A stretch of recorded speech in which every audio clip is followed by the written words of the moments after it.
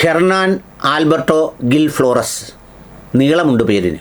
ചുരുക്കി പറയാതിരുന്നത് അത്രമേൽ ആയുസ്സിന് നീളത്തോടെ ഒരാളെ ഉടയതമ്പുരാൻ മടക്കി നൽകുമ്പോൾ പേര് മാത്രം ഞാൻ എന്തിനു ചുരുക്കണം എന്ന് വിചാരിച്ചാണ്.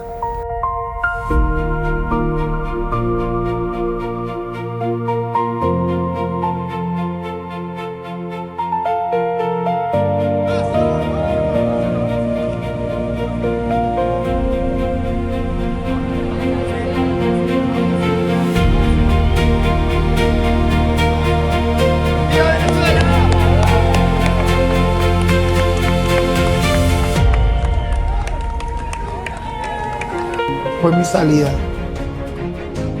Mi salida fue muy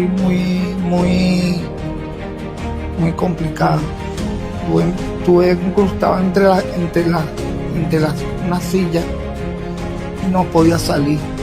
Y ellos...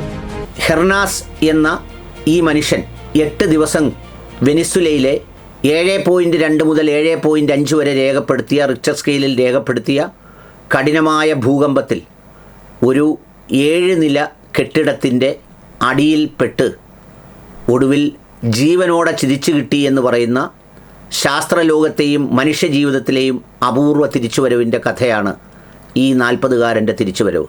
അദ്ദേഹം 7 നിലയുള്ള ഗലേറിയ പ്രയാഗ് ഗ്രാൻഡെ എന്ന് പറയുന്ന ഒരു ഷോപ്പിംഗ് മാളിലെ സെക്യൂരിറ്റി ആയിരുന്നു. ഏറ്റവും താഴത്തെ ഫ്ലോറിലായിരുന്നു അദ്ദേഹം ഇരിക്കുന്നത്. അവിടെയാണ് ഭൂകമ്പം നടന്ന് ഈ 7 നില കെട്ടിടവും തകർന്ന് തരിപ്പണമായി. ആ 7 നില കെട്ടിടത്തിൻ്റെ അടിയിൽ ആദ്യം ഒരു ദിവസം വളരെ ശക്തമായ ഗ്രില്ലും മറ്റുമൊക്കെ ഉണ്ടായിട്ടുള്ള ഒരു കെട്ടിടമാകയാൽ ഈ പറയുന്ന മുഴുവൻ ഡെബ്രീസും വന്ന് വീണെങ്കിലും അതിനടിയിൽ ഏതോ ഒരു സുഷിരത്തിലൂടെ ഏതോ ഒരു വഴിയിലൂടെ അദ്ദേഹത്തിന് ഓക്സിജൻ കിട്ടുന്നതുകൊണ്ട് അവിടെ തന്നെ തുടരുകയായിരുന്നു. ആരാണ് ആ വഴിയിലൂടെ ആ ഓക്സിജൻ എത്തിച്ചത് എന്ന ചോദ്യത്തിൻ്റെ ഉത്തരം വിശ്വസിക്കുന്ന മനുഷ്യർക്ക് ഹൃദയത്തിലുണ്ടാവും. അല്ലാത്ത നിരീശ്വരവാദികളും അന്ധവിശ്വാസികളുമൊക്കെ ഒരുപക്ഷെ അത് ഈ പറയുന്ന തിയറി ഓഫ് നാച്ചുറൽ സെലക്ഷനാണെന്നും സെലക്ഷൻ ഓഫ് നാച്ചുറൽ തിയറി ആണെന്നുമൊക്കെ പലരും പറഞ്ഞേക്കാം. പക്ഷെ കൃത്യമായ ദൈവത്തിൻ്റെ കയ്യൊപ്പ് ചാർത്തിയ ആ സുഷിരത്തിലൂടെ അദ്ദേഹം ഓക്സിജൻ അനുഭവിച്ചു. അത്രയും വലിയ ഭൂകമ്പം ഉണ്ടായപ്പോൾ ആ രാജ്യത്തെ അസ്ഥിരപ്പെടുത്തിയിരുന്ന അമേരിക്ക പോലും വൈകിയാണ് രംഗത്തെത്തിയത്. അതുകൊണ്ട് തന്നെ കോസ്റ്റാറിക്കയുടെ റെഡ് ക്രോസ് ആണ് ആദ്യമായി ഒരു ജീവൻ്റെ സ്പന്ദനമുണ്ട് എന്ന് സവിശേഷമായ റഡാറിലൂടെ ബ്രീത്തിങ് എക്യുപ്മെൻ്റ് ഉപയോഗിച്ച് തിരിച്ചറിയുന്നത്. ഒരിടത്തു നിന്ന് കാർബൺ ഡൈ ഓക്സൈഡ് ഉത്ഭവിക്കുന്നു, ശ്വാസോച്ഛ്വാസത്തിൻ്റെ ഒരു ഗതിവേഗം തിരിച്ചറിയുന്നു. അവർ വളരെ പെട്ടെന്ന് തന്നെ ബാക്കി എല്ലാ ടീമിനെയും മൊബിലൈസ് ചെയ്തിട്ട് അതിലൂടെ 70 സെൻറ്റിമീറ്റർ മുതൽ 100 സെൻറ്റിമീറ്റർ വരെ വിസ്താരമുള്ള ഒരു ടണൽ, ഒരു കുഴി 29 അടിയോളം അവർ തുരന്നിയെന്നു. 29 അടി വരെ തുരന്നിയെന്നു. അതിനുവേണ്ടിയുള്ള തുരക്കൽ നീണ്ടു നിന്നത് 70 മണിക്കൂറാണ്. നിങ്ങളൊന്ന് സങ്കല്പിച്ച് നോക്കണം.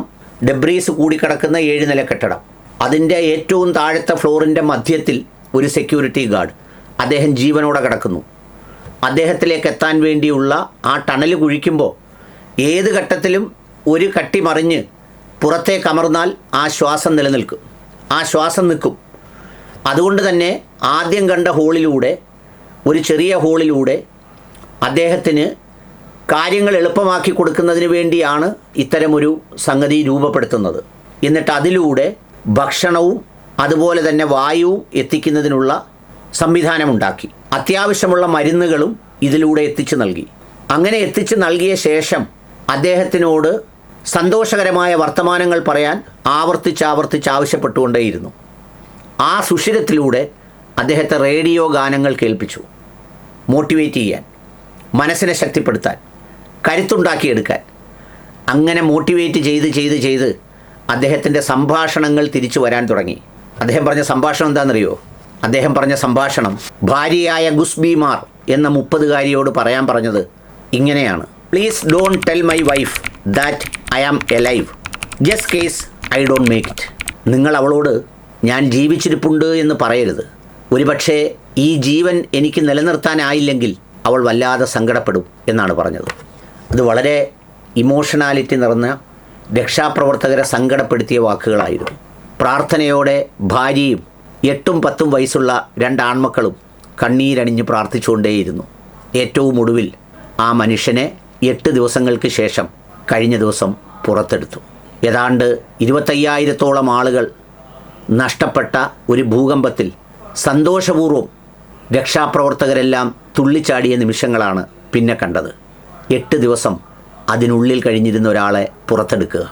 പടച്ചതമ്പുരാൻ, ശാസ്ത്രം, മനുഷ്യൻ എല്ലാം കൂടി ഒത്തുചേർന്നപ്പോൾ ഈ മനുഷ്യന് ലഭിക്കുന്നത് ഒരു മരണാനന്തര ജീവിതം തന്നെയാണ്. ഒന്നാലോചിച്ച് നോക്കൂ, അതിനുള്ളിൽ നമ്മളാണ് കിടക്കുന്നതെങ്കിൽ എന്നുള്ള സ്ഥിതി. 8 ദിവസം ചലിക്കാനാവാതെ, അനങ്ങാതാവാതെ ഒറ്റക്കിടത്തം. മിറക്കിൾ എന്നൊക്കെ പറയുന്നത് ഒന്നിനും വിശേഷിപ്പിക്കാവുന്നതല്ല. അതിനപ്പുറത്തെ ഒരു തീരുമാനമാണത്.